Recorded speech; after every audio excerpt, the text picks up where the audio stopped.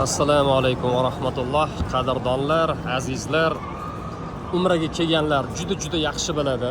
Namoz tugagandan keyin shunda Masjidul Haramdan chiqishingizga mana shu yo'llarda, bu tarafdagi yo'llarda, bu tarafda mana odamlar yurib ketishyapti. Bu tarafdagi yo'llarda juda ko'p joyda ayollar ham, erkaklar ham sigaretini chakib yoki elektron sigaretchalarni chakib kayfiyatingizni nol qilib o'tirishadi. Lekin alhamdulillah Ramazon kelganda bu narsani iloji yo'q. Mabodo mashi atrofda qo'lingizda sigaret bilan turganingizni polislik ko'radigan bo'lsa, akaxonimizni shvabrasini ko'rdingizmi?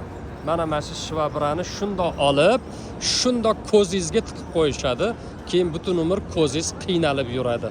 Men o'shaning uchun Ramazonda sizlarni umra qilishliklaringizni tilardim. Sababi Ramazonda Makka ham, Madina ham juda pokiza holatda bo'ladi.